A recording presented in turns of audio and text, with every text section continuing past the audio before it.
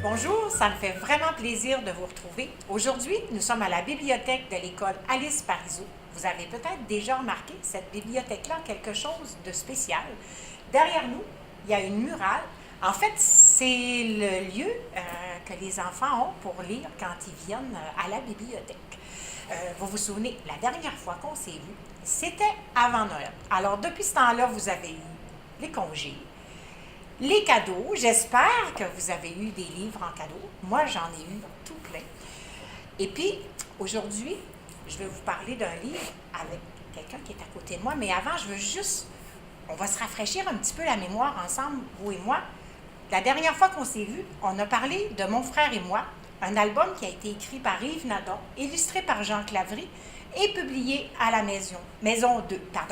Aujourd'hui, on est très chanceux parce que vous vous rappelez quand on a parlé de Mon frère et moi, Yves Nadon était là pour nous en parler. Aujourd'hui, on a aussi l'écrivaine qui a écrit Les mots d'Unice. Ce livre-là, il a été publié chez Isatis dans une collection qui s'appelle Tourne-Pierre. En fait, cette collection-là, elle est là pour nous aider à réfléchir, pour nous accompagner dans nos réflexions sur toutes sortes de sujets. Il a été illustré par Naïb Kazemi et écrit par Gabriela Gendreau, qui est juste ici à côté de moi et que je suis très heureuse de vous présenter. Bonjour, Gabriela. Bonjour.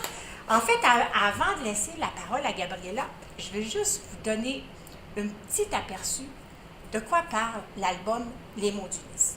Sur la 4e de couverture, on trouve un texte qui nous raconte un peu l'histoire qu'on va lire. Et j'aimerais ça juste vous donner, comme je vous ai dit tantôt, un peu l'essentiel de l'album. Alors, Eunice émigre au Canada avec son père et sa grand-mère. Sa mère ne peut pas les rejoindre tout de suite. Moi, j'aimerais savoir, Gabriela, d'où c'est venu cette idée-là de faire un album avec Eunice, de parler d'une enfant comme elle? Bien, Eunice, c'est une enfant qui existe dans ma tête, mais qui a été inspirée d'une jeune fille que j'ai rencontrée il y a de nombreuses années. Une enfant merveilleuse, mais qui était prise dans son silence, un peu comme notre Eunice dans l'histoire. Elle était vraiment attachante, mais on sentait toute sa détresse, sa tristesse. Et elle ne parlait pas, mais elle observait énormément. Et on sentait son désir de communiquer, mais c'est comme si ça bloquait. Elle n'était pas capable de parler, ou très très peu. Et c'est de là que l'histoire vient. C'est elle qui m'a inspirée pour notre petite Eunice dans l'histoire. Voilà, donc ça vient de là et c'est un premier album. Oui, c'est aussi. C'est un premier album, une première histoire. Je me suis lancée finalement après des débats dans ma tête, me disant oui, est-ce que j'écris l'histoire? Est-ce que les gens vont aimer? Est-ce qu'ils vont vouloir découvrir Eunice? Et voilà, j'ai envoyé le manuscrit finalement. J'ai eu la belle nouvelle de l'éditrice disant qu'ils avaient choisi l'album et qu'il allait être publié. Alors, c'est comme ça que ça a débuté l'histoire d'Eunice. Quand tu as écrit cet album-là, Gabriela, tu as fait quelque chose de particulier que pas tous les auteurs font. Tu as écrit une dédicace. Oui. Une dédicace, ça, c'est quelque chose qu'on retrouve en début de livre. Oui. La tienne, elle est un peu particulière. Est-ce que tu veux nous en parler? Volontiers. La dédicace, mais en fait, une dédicace, vous savez que c'est un moment que l'auteur choisit pour... C'est comme si tu offres ton histoire à quelqu'un qui compte pour toi, qui représente quelque chose de marquant dans ta vie et à qui tu veux l'offrir.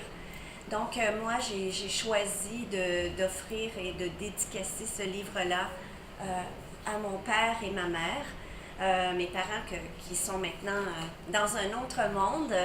Et c'est mon père qui m'a toujours inspirée pour la littérature. C'était un intellectuel, il aimait toujours lire. Je le vois toujours en train de lire et je ressentais son amour pour les livres et il m'a transmis cette passion-là. Et je suis aussi la fille d'une immigrante. Ma mère, elle est italienne, donc l'immigration, c'est un sujet dont j'ai toujours entendu parler à la maison et qui a fait partie de ma vie aussi. Donc, ce livre est pour eux. Il y a aussi quelque chose qu'il faut qu'on dise à propos de ton album, c'est que c'est pas un album triste. C'est un album rempli d'espoir. C'est en fait, oui, Eunice a vu quelque chose de difficile au début, mais après, il se passe quelque chose d'extraordinaire. Puis ça, je trouve que c'est important, il faut le dire, parce qu'il y a beaucoup d'espoir dans cet album-là. Il y a beaucoup de joie, il y a beaucoup de bonheur aussi. Et je sais, parce que tu nous en as parlé tantôt, qu'il y a des illustrations, parce que vous allez remarquer quand le livre va être rendu dans votre classe, les illustrations sont magnifiques. Et il y en a quelques-unes que Gabriella aime plus ou différemment des autres. Et puis j'aimerais ça que tu nous les montres. Oui, avec plaisir. C'est parce qu'en fait, il y a des moments dans le livre, peut-être qui... C'est sûr que quand on écrit une histoire, il y a des moments qui viennent vraiment nous chercher. Alors, cette illustration-là, qui justement parle, moi je trouve qu'elle est lumineuse et remplie d'espoir. Naïd Kazemi a bien rendu l'impression, là, parce que c'est au moment où est-ce que Eunice se remémore des souvenirs de son village, donc qui sont remplis de soleil, de lumière. C'est sa façon de s'exprimer puisqu'elle ne parle pas, donc de dessiner, et elle parle des petits soleils de son village. Alors c'est une illustration qui est importante, qu'on retrouve d'ailleurs sur la page couverture. Oui. Vous allez sûrement le remarquer. Et ensuite, bien, les mots d'Eunice. Eunice, c'était une petite fille, c'est une petite fille qui aime les mots, oui, qui aime les découvrir, les apprendre. Elle les répète dans sa tête, comme bien des enfants probablement qui apprennent la langue et le plaisir des mots. Alors, c'est bien illustré sur cette page-là où Eunice, elle est entourée de mots, hein, littéralement. Enveloppée par les mots. Complètement. Et elle est au centre de ça et eux gravitent autour d'elle. Et l'espoir dont vous parliez tout à l'heure, oui, c'est que Eunice, elle va pouvoir retrouver sa maman dans ce bel instant où elle retrouve sa mère, et donc cet amour extraordinaire de la mère et l'enfant qui font rejaillir sa voix, donc dans toute son émotion.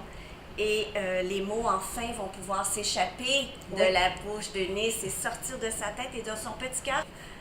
Alors voilà, maintenant, on referme le livre et on vous invite à le lire parce qu'on vous l'envoie dans votre classe.